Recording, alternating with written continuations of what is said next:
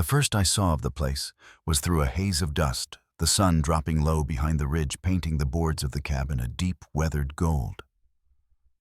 My legs ached from the miles my right heel rubbed raw where the boot lining had split. But I kept moving because there was nowhere else to go. The fence posts leaned wires sagging, and a thin thread of smoke lifted from the chimney. I'd heard about the man who lived here, a rancher who hadn't been seen in town for months, who'd lost his family in a fire and never came back except for supplies. I reached the gate and leaned against the post, dust dry in my throat, wondering if he'd open his door to a stranger or send me back the way I'd come. Before I tell you what happened next, let me know where you're listening from in the comments, and tap like and subscribe if you've ever stood on a road where turning back wasn't an option. My name is Nora Whitfield. I was raised on a small patch of land east of the Platte, where we grew most of what we ate and made do with what we had. My folks taught me to keep the Sabbath, to treat neighbors fair, and to work a full day before asking for anything in return. We measured wealth in acres under fence and jars on the pantry shelf, not in dollars tucked away. I married Samuel Whitfield when I was 23, thinking I'd build a home like my parents had, but the years ahead were nothing like I'd pictured. Samuel liked the town's pace more than the fields, and he liked whiskey more than work. He took to running with men who gambled at the saloon and talked of quick fortunes from railroad land deals. I tried to stretch what little we had, keeping the house warm and the table set, even when it meant mending my dresses until the seams gave way. As his debts piled, so did his temper, and every coin that passed through our hands seemed to slip away, to cards or drink before it bought us a pound of flour. The winter he died was the coldest I can recall snow deep enough to bury the fence rails. That night he accused me of taking money. He'd hidden money I never saw. He chased me barefoot out into the drifts, shouting over the wind. I ran until the breath burned in my chest, until I heard his boots slip on the ice. The sound that followed still echoes, if I let it. By morning I walked back into Ash Hollow with frostbite in my feet, but the whispers had already started. They said I'd planned it, that I'd married him for what little he had, and found a way to take the rest. From then on, no one in town would give me work or shelter. I knocked on doors and had them slammed in my face, felt the weight of eyes watching from behind curtains. The church ladies crossed the street to avoid me. Nights I slept in the lee of an old freight wagon or under the scant shelter of the creek bank, listening to the coyotes yip in the distance. Hunger became a constant ache, and shame pressed harder than the cold. When the last of my strength was near gone, I thought of the ranch beyond the ridge, Levi Mercer's place. Folks said he was half wild from grief, kept to himself, and had no need for company. But I reckoned a man who lived that far from town might judge less harshly than those who saw me every day. I left Ash Hollow without looking back, the road stretching out ahead in pale dust, the air still under a bare blue sky. By the time I reached the leaning gate, the light was fading, and the world had gone quiet. I set my hand on the latch, heart hammering, when I saw a shadow move across the window. The door opened a crack. Levi stood in the doorway, one hand braced against the frame, the light behind him dim and golden from a low fire. His shoulders filled the space, the sleeves of his shirt rolled up to sun-darkened forearms. He didn't speak, only looked me over. Not in the way folks in Ash Hollow did, but steady, as if weighing how much work was left in me. I told him I wasn't there for charity, that I could earn my keep. Wood, water, laundry, fence, whatever needed doing. The wind shifted through the yard, catching the tear in my dress. His eyes took in the scratches on my legs, the split in the neckline, the swelling at my knuckles, and still, he said nothing. Then the door swung wider. Inside, the cabin smelled faintly of smoked leather and something sweet gone soft. The walls were plain boards. The floor swept one table, one chair, a small stove in the corner, a shelf with a few tools and a tin of tobacco. He pointed toward a narrow room at the back. "You can use that." His voice was low, roughened by disuse. I thanked him, stepped inside, and found a cot with a folded blanket, a bucket, and a basin set on a crate. Closing the door, I leaned against it, letting the air out of my lungs slow. For the first time in months, I wasn't looking over my shoulder for someone ready to grab my wrist. That night, a soft knock at the door brought a bowl of beans. I ate cross-legged on the floor, letting the warmth spread through me. The mattress was lumpy, but it held me off the ground. I kept my eyes open longer than I needed, listening to the creak of floorboards and the scrape of metal against the stove. His movements were unhurried, a man used to finishing the day in silence.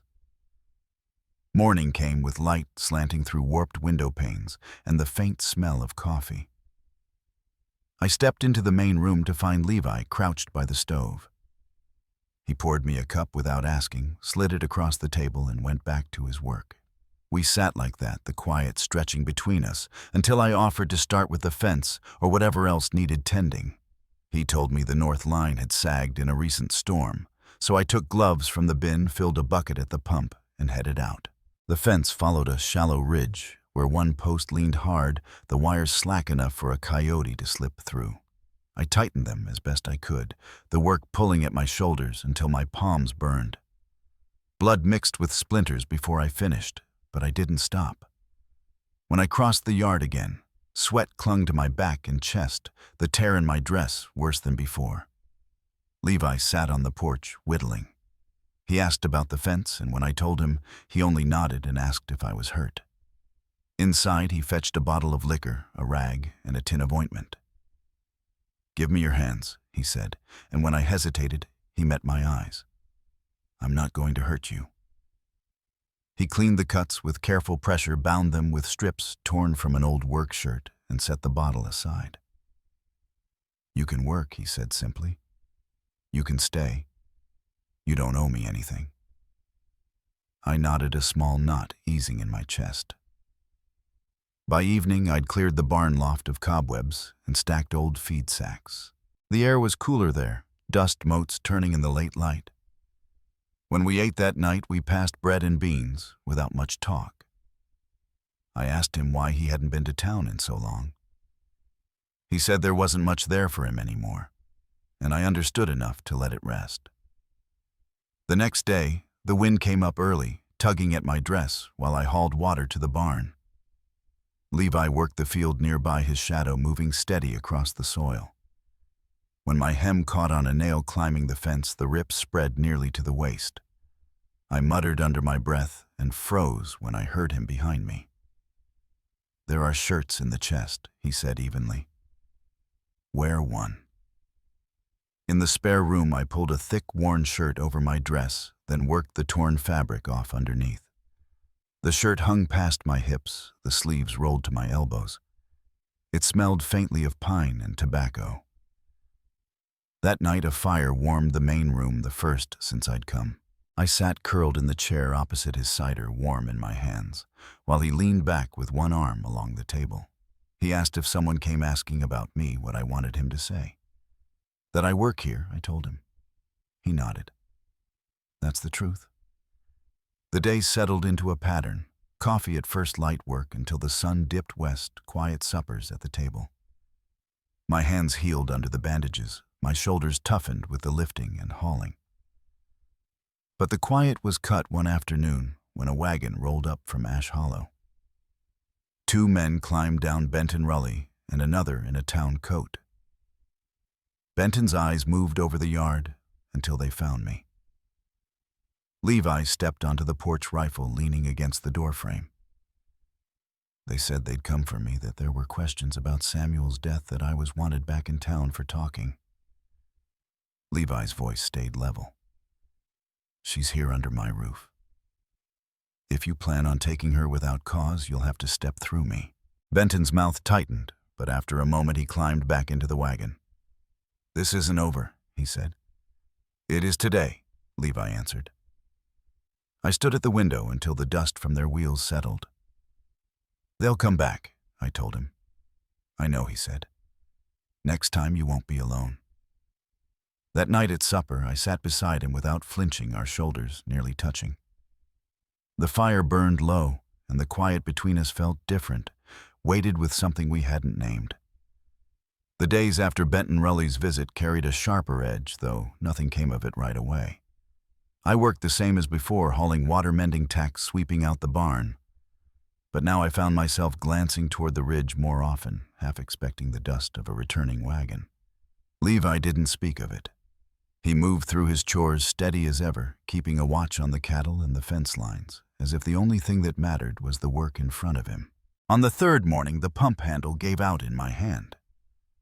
The rusted metal snapped clean at the joint, leaving me holding the useless piece. I was still staring at it when Levi rounded the corner of the house, wiping his hands on a rag. "You didn't break it," he said before I could explain. He took the handle, turned it over once, and nodded toward the shed. "There's a spare head. We'll fix it." His use of "we" caught my ear, but I followed without a word. The shed smelled of dry wood and oil. Dust floated in the thin shafts of light coming through the boards. Levi knelt beside a wooden bin, pushing aside old bolts and fittings until he found what he was after. I stood nearby, arms folded against the morning chill, watching his hands work. He passed me a wrench, and we set to replacing the part. It wasn't quick work, each piece had to be lined just right. But when the pump finally gave water again, the stream came strong enough to soak us both. I couldn't help but laugh, the sound carrying across the yard. Levi's shirt clung to his back, his hair damp, but he only gave a small shake of his head and reached for the bucket. That evening, after the tools were put away and the fire lit, I found a bar of lye soap and a folded towel set beside the wash basin. No note, just the offering. I cleaned up slow, the steam rising into the cool air, scrubbing away the grit of the day. When I stepped into the main room, he was in his chair, boots off, a tin cup in his hand. He glanced up once, then back to the fire.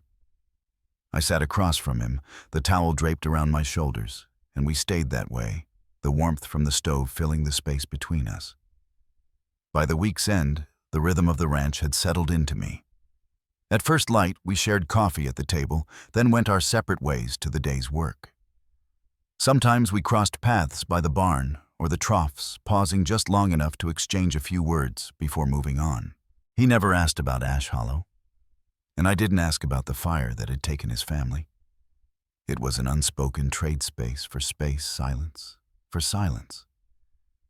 One afternoon, while I was repairing a split rail, he came from the pasture with a small bundle under his arm. "Found this in a chest," he said, handing it over. It was a woman's blouse, plain ivory cotton, worn soft, but still whole. "Was my sister's," he added. "She left it here years back." The fabric was cool in my hands, the buttons smoothed by use. I thanked him and took it to the spare room, changing out of the oversized shirt I'd been wearing. It fit loose, but well enough, and when I caught my reflection in the window glass, I barely recognized the steadier set of my shoulders. Late that same day, I noticed a steer moving stiff near the barn. Levi came up behind me, his shadow long in the setting sun. "We'll need to stall him," he said. The animal resisted at first, tossing his head. But we worked him together. Levi guiding from one side, me from the other, speaking low until he settled. When the gate closed, Levi looked over at me. "You talk to them like they understand." I shrugged. "They don't talk back." Something in his mouth twitched, almost a smile, before he moved on to tend the wound. The quiet between us began to shift after that.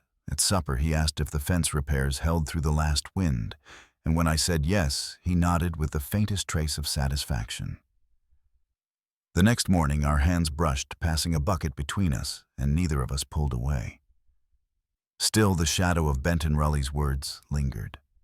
I caught myself checking the yard at odd hours, scanning the trail for movement. It was just after dusk when Levi came in from the porch and closed the door behind him. "Wagon on the horizon," he said. "Not from town, only one rider." I stepped to the window, catching the faint outline of a man in a dark coat leading a mule behind him. He stopped just outside the fence and called a greeting. "Name's Elias Warren," he said when Levi stepped outside. "Marshal from the county seat. Ash Hollow sent word they'd like Mrs. Whitfield to come in for testimony. No charges, just questions." I stood in the doorway, the cool air curling around my legs. "If I go," I asked, "will it be done?" The marshal's answer was careful. "Depends on what you say. No one's aiming to hang you, not unless you give them cause." Levi turned to me. "Your call." I thought of the weeks since I'd left town, the work I'd done here, the quiet I'd begun to trust. "Not tonight," I said. The marshal nodded. "3 days, then," he replied, tipping his hat before leading the mule back into the dark. Levi shut the door and leaned the rifle against the wall. "You don't have to go," he said. "I do," I told him. "I want this settled." My eyes went to the fire and then back to him.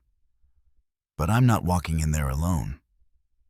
He studied me for a moment, then gave a slow nod. "All right. We'll go together."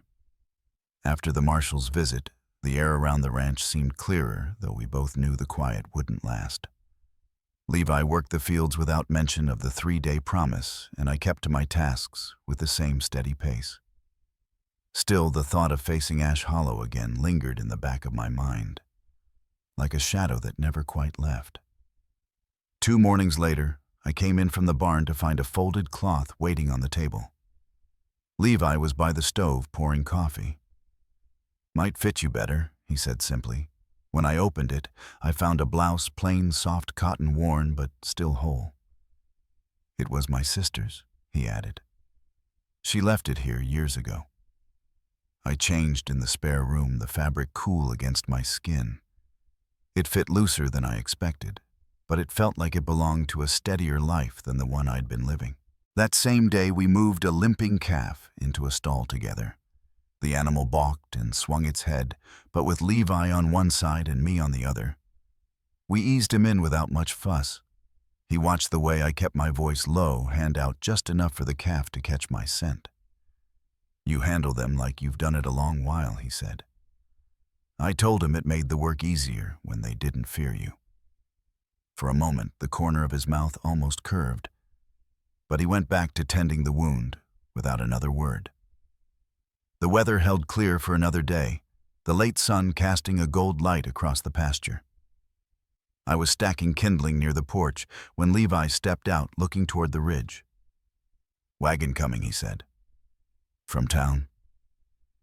My hand stilled on the wood. Dust hung behind the team as it rolled closer, and soon Benton Rully's shape came into view. He pulled up at the gate, leaving the reins loose in his hand. "Heard the marshal came by," Benton called. "Figured you might need reminding why it's best to settle this quick." Levi didn't move from the top step. "She's already agreed to go," he said. Benton's gaze shifted to me. 3 days is a long time for a story to change," he said. Levi's voice stayed even. "It won't." After a moment, Benton clicked to his team and turned back toward town, the wagon's creak fading into the distance. That night, Levi lit the fire earlier than usual. I sat across from him, the blouse sleeves rolled to my elbows. "You're not worried?" I asked. He shook his head. "Nothing to be gained from it." I let the quiet settle after that. The following morning, I was repairing a trough when Levi came over with a pail of feed. "When you go to town," he said, "you can tell them what you want, not just what they ask." I met his eyes. "And if they don't care?" He set the pail down. "Then, you've said it anyway." His tone held no edge, just a plain fact. Later that day, a gust pulled the door wide as I came in from the yard. I closed it against the wind and found Levi at the table shaping a piece of leather into a loop. He glanced up once. "Trail to town's dry. Won't slow us." I nodded, understanding it wasn't just the weather he was talking about. That evening, I went to the spare room and began folding the few things I'd brought: a worn dress, a shawl, and the comb I kept wrapped in cloth. When I stepped back into the main room, Levi was by the stove setting the coffee pot for morning. He looked at the small bundle in my arms, then back to the fire. "We'll leave early," he said. I set the bundle down and stood near the table, the crackle of the fire filling the space between us. Neither of us said more. The room held the weight of what lay ahead, and though the walls kept out the night wind, I felt the shift as sure as a coming storm. We were up before the sun, the sky still holding the last of night's gray. Levi hitched the buckboard, while I gathered what little I meant to take. My bundle fit easily in one hand, 2 shirts, my shawl, and the comb wrapped in cloth. The fire in the stove had gone to embers, but the smell of coffee lingered. We drank it in silence before stepping outside. The trail toward Ash Hollow ran dry and hard under the wheels. Dust clung to my skirt hem and the edges of Levi's coat. He kept the team steady, pointing now and then to a washout or a rock ledge where the ground dipped. The ridge rose behind us until the land ahead opened to long stretches of scrub and grass. Neither of us spoke much, the sound of the harness and the creak of the seat filling the air. By mid-morning, the outlines of town began to take shape. The church steeple, the wide front of the general store, the narrow windows of the saloon. We stopped short of the first houses, the buckboard still in the cover of a stand of cottonwoods. "You want to walk in from here?" Levi asked. I nodded. The thought of coming in under my own steps felt different than being rolled up in plain view. Marshal Warren was waiting near the well in the square. Benton Rully stood beside him, arms folded, watching every move I made. "Morning," the marshal said, tipping his hat. "Morning," I answered. Benton said nothing, just narrowed his eyes as we passed. Inside the small courthouse, Judge Martin Alton sat behind a wide desk, a ledger open in front of him.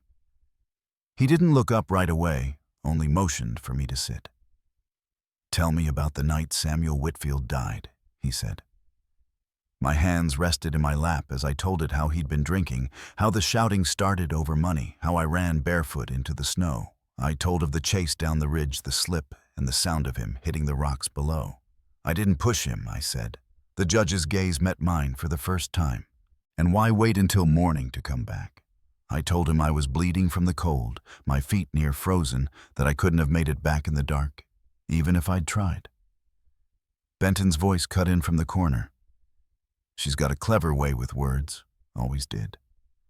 Probably charmed her way into Mercer's place the same way." The judge's tone sharpened. "That will be enough, Rully." Alton turned a page in the ledger. "The records show Samuel had debts gambling, drink. Money owed all over town." He set down the pencil. "There's nothing here that warrants a charge. Do you want to file any of your own?" I shook my head. "I just want to be left alone." He closed the ledger with a solid thump. "Then you're free to go." Outside, the midday sun cut bright across the square. Levi was there standing by the buckboard, watching. "Well?" he asked. "It's done," I said. We stepped up to the seat, the dust puffing under our boots. The ride out was quiet, but the air between us felt lighter.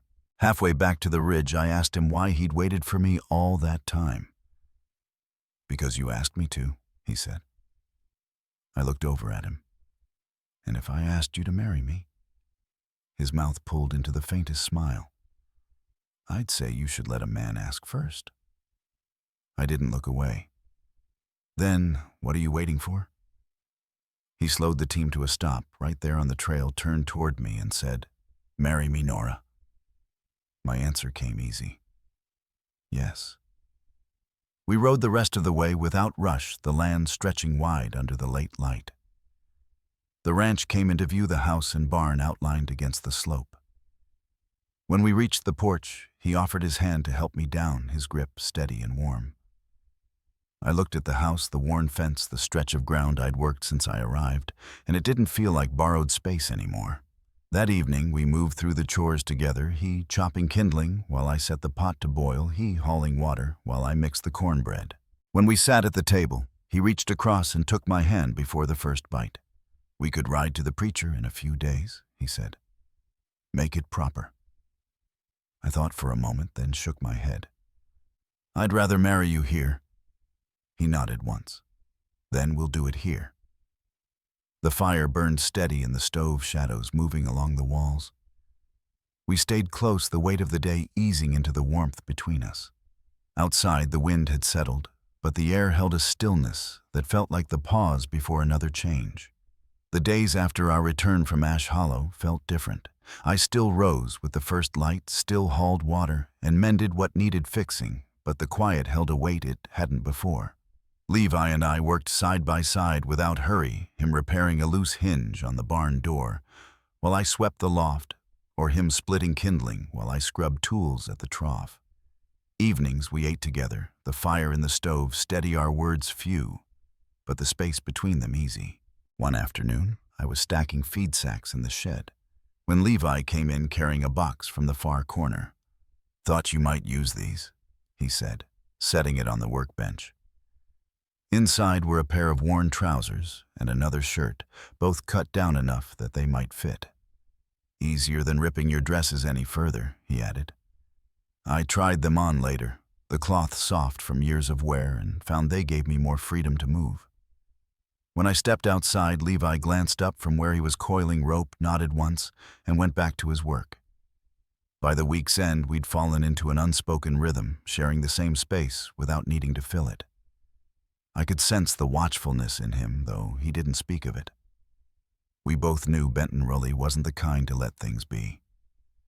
The feeling proved right one cool evening when the sound of hooves came up the trail.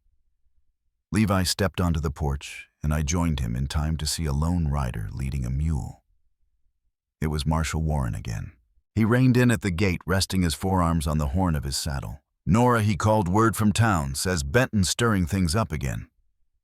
He's claiming you walked free on the judge's word, but questions are still being asked." Levi didn't move from the step. She answered every question put to her. The marshal nodded. "I know. But Rully's pushing for someone higher to take another look. Figured you ought to hear it from me before you hear it from him." I asked if there was more I needed to do. Warren shook his head. "Not unless a circuit judge calls for you again. If that happens, it'll come through me." He tipped his hat and turned the mule toward the ridge. The sound of his horse faded, leaving the yard quiet again. Levi looked over at me. "Nothing to be done tonight," he said. I went back inside, though the weight of it stayed with me. The next morning brought a change I hadn't expected. Levi came into the kitchen carrying a small tin and set it on the table. "This was in the cupboard," he said. Inside was a scrap of folded paper and a thin gold ring. "Belonged to my wife." He added, his voice steady. "It's not a proposal, not yet. But I thought you should keep it safe." I closed the lid without speaking, the metal cool in my hand, and set it on the shelf above the stove. That afternoon we worked the south fence together. The wind was dry, carrying the smell of sage, and the sun dropped low enough to throw long shadows over the pasture. When we finished, Levi leaned on the post driver, his gaze on the ridge. "If they come again," he said, "we'll handle it the same way. Straight on." I nodded, the quiet between us, holding a kind of agreement that didn't need more words. By the time we reached the house, the sky was going from gold to deep blue. I lit the lamp while Levi banked the fire. The ring in its tin caught the light for a moment before I turned it away. Whatever came next, we would face it together. Outside, the wind shifted, bringing with it the faint echo of something far off, a rider maybe, or the creak of a wagon in the distance. The next 2 days passed under a pale autumn sun, the wind carrying that dry rustle that meant the grass was turning. Levi kept close to the home pasture, mending a gate that had been dragging. I split my time between the kitchen and the yard, keeping the stove warm and the wash done. We spoke little of Marshal Warren's warning, though it hung in the air like a cloud that hadn't decided whether to break. On the third morning, I was hauling a bucket from the well when I saw a plume of dust on the trail. Levi came out from the barn, wiping his hands on a rag. By the time the rider reached the gate, I recognized Benton Rully. He reined in hard, the horse's flanks damp, and swung down without so much as a greeting. "Judge Alton's in town," he said, his eyes fixed on me. "Says he's got questions that weren't answered last time." Levi's voice was even. "If the judge wants to speak to her, he can send a summons like the law requires." Benton smirked. "Consider this your notice. He'll be at the courthouse tomorrow, and if you've got any sense, you'll be there before he sends someone to fetch you." He climbed back onto his horse, spurring it toward the ridge. The sound of hooves faded into the wind. Levi turned to me. "If you'd rather not ride in, say so." I shook my head. "If I wait for them to come here, it'll only look worse." We agreed to leave at first light. That evening, I laid out the plainest dress. I had the hem mended twice over and pinned my hair back tight. Levi checked the tack on both horses twice before we turned in. The ride into town was quiet. The streets were already busy when we reached the hitch rail outside the courthouse. Folks paused in their errands to watch us tie off their eyes, tracking every step. Inside, the air was close, smelling of ink and oiled wood. Judge Alton sat at the bench, his hands folded, eyes sharp beneath his brows. Marshal Warren stood to one side, his expression unreadable. "Mrs. Whitfield," the judge began, "you've been accused of withholding property belonging to the late Daniel Whitfield's estate. We will settle whether that claim has merit." Benton Rully was called forward first. He spoke of ledgers of debts he claimed Daniel owed, and of a trunk he said had gone missing after my husband's death. When it was my turn, I told the truth. The trunk had been sold to pay for winter supplies, and every cent of it had gone into keeping the land. Levi was called as a witness. He spoke plain, saying he'd been to my homestead often enough to know there was no hidden store of goods. The judge listened without showing his leanings. When all had been said, he tapped the gavel once. "This court finds no evidence to support the claim. Mrs. Whitfield is free to go." His gaze shifted to Benton. "I suggest you take more care before you accuse a neighbor again." Outside, the air felt cooler. People on the boardwalk stepped aside as we passed. Some offered nods, others looked away. We mounted up without a word. Halfway out of town, Levi glanced over. "That's twice now you've stood up to him in front of the law." I held the reins steady, and twice now the truth held. As the ridge came into view, a hawk wheeled high overhead, its shadow sliding over the trail. The house was just ahead when Levi slowed his horse. "You should know," he said, "Benton won't let this go. He's the sort who loses quiet." I nodded. The wind shifted, bringing the faint sound of another rider somewhere behind us. Neither of us looked back right away. We reached the yard and dismounted, the creak of saddle leather loud in the stillness. Levi led the horses to water, while I stood on the porch, scanning the trail we'd just ridden. A small speck moved against the horizon, growing clearer with each heartbeat. Whoever it was, they were coming fast. The rider closed the distance quicker than I expected. By the time Levi stepped onto the porch beside me, I could make out Marshal Warren's hat and the sway of his long coat in the wind. He pulled up at the hitch rail, his horse breathing hard, and swung down with the ease of someone who'd ridden half his life. "Thought you ought to hear it from me," he said, voice steady. Benton Rully's left town, sold what stock he had, loaded a wagon, and headed south. Seems the court's warning sat heavier than he let on. I didn't answer right away. The news didn't bring the cheer I might have expected, just a quiet settling like a door closing without a slam. Levi thanked him, and Warren tipped his hat before riding back toward the ridge. That evening, the light stretched long across the pasture, the sky fading from gold to the deep blue that comes before night. We sat on the porch, listening to the low murmur of cattle and the creak of the windmill. The air was cool enough to carry the scent of sage from the far field. In the weeks that followed, the quiet held. No riders came up the trail uninvited. No whispers followed me in town. The autumn gather came and went, and by the first frost, the woodpile was high and the pantry full. Life turned back to its steady rhythm, one day's work flowing into the next. Looking back, I knew the fight hadn't been about land alone. It was about standing firm when it would have been easier to yield, about meeting trouble with the truth and trusting it to hold. Out here, a person's name is worth more than a full purse, and once lost, it's near impossible to buy back. Levi stayed on through the winter, saying the work suited him. We spoke less of what had passed, and more of what lay ahead: repairs for spring, a new roof on the east shed, maybe another milk cow if the grass came in strong. I can't say trouble will never ride this way again. But I've learned that even in the loneliest stretches, there are hands willing to steady you and voices that will speak for you when yours feels too thin. So I keep the porch light burning at night, the way my mother once did, not for fear but as a sign that some places hold fast no matter the wind. That home is more than boards and nails. It's the ground you stand on and the truth you keep. If this story has settled in your heart the way it has in mine, take a moment to hold it close. Out here, a shared tale is a kind of light too, one worth passing on.